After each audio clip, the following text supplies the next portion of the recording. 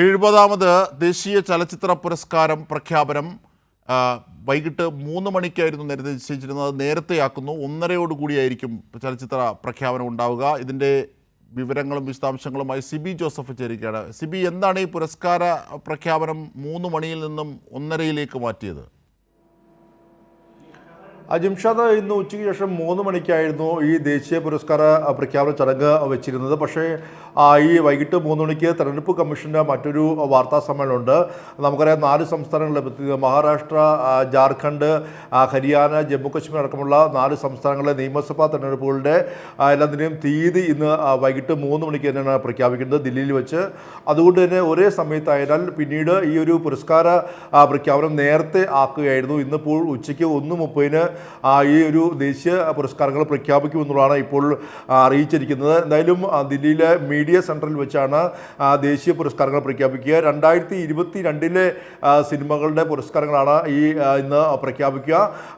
പ്രത്യേകിച്ച് മലയാളിയെ സംബന്ധിച്ച് ഏറെ പ്രതീക്ഷയോടെ കാത്തിരിക്കുന്ന ഒന്ന് എന്ന് പറയുന്നത് മഹാനടൻ മമ്മൂട്ടിയുടെ പേര് മികച്ച നടൻ മമ്മൂട്ടി ആയേക്കും എന്നുള്ള പേര് കൂടി ഉയർന്നു കേൾക്കുന്നു. അതോടൊപ്പം തന്നെ കുഞ്ചാക്കോ ബോബൻ്റെ പേരും ഉയർന്നു കേൾക്കുന്നുണ്ട്. അങ്ങനെ മലയാളത്തിന് ഒരു മലയാള തിളക്കം ഈ ദേശീയ പുരസ്കാരത്തിൽ ഉണ്ടാകുമെന്നുള്ളൊരു ഏറെ പ്രതീക്ഷയോടെയാണ് മലയാളികൾ ഈ നോക്കിക്കാണുന്നതും. മമ്മൂട്ടിയുടെ 2 സിനിമകളാണ് നൻപകൽ നേരത്ത് മയക്കം, റോഷാക്ക് എന്നിങ്ങനെ 2 സിനിമകളുടെ അഭിനയത്തിന് മികവിനാണ് മമ്മൂട്ടിക്ക് ഒരു പക്ഷേ പുരസ്കാരം ലഭിക്കുമെന്ന ഒരു പ്രതീക്ഷ അല്ലെങ്കിൽ ഏറ്റവും ഒടുവിൽ മത്സരരംഗത്ത് വന്നിരിക്കുന്നത്. മറ്റൊന്ന് കുഞ്ചാക്കോവിൻ്റെ ഇന്ന താൻ കേസുകൂട് എന്ന സിനിമയിലെ അഭിനയത്തിനാണ് കുഞ്ചാക്കോവിൻ്റെ പേരും ഇപ്പോൾ ഉയർന്നു കേൾക്കുന്നത്. മറ്റൊന്ന് കന്നഡ താരമായ ഋഷഭ് ഷെട്ടിയാണ്. ഋഷഭ് ഷെട്ടിയുടെ കാന്താര എന്ന സിനിമ അതേറെ ജനശ്രദ്ധ നേടിയ ഒരു സിനിമയായിരുന്നു. പ്രത്യേകിച്ച് കേരളത്തിലടക്കം വലിയ വിജയം നേടിയ സിനിമയായിരുന്നു. ഈ കാന്താര സിനിമയ്ക്കും ഇത്തരത്തിൽ സിനിമയുടെ അഭിനയത്തിനും ഇത്തരത്തിൽ ഋഷഭ് ഷെട്ടിയുടെ പേരും പറഞ്ഞു കേൾക്കുന്നു. അദ്ദേഹം തന്നെയാണ് ആ സിനിമയുടെ കഥയും സംവിധാനവും തിരക്കഥയെല്ലാം തന്നെ നിർവഹിച്ചത്.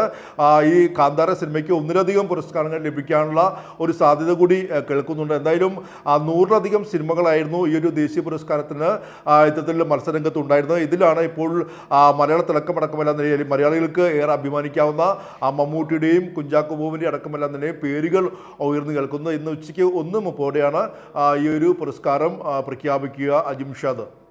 ശരി, സിബി ജോസഫാണ് വിവരങ്ങൾ വിശദാംശങ്ങൾ നൽകിയത്. 70ാമത് ദേശീയ ചലച്ചിത്ര പുരസ്കാര പ്രഖ്യാപനം ഉച്ചയ്ക്ക് 1:30 നടത്തും.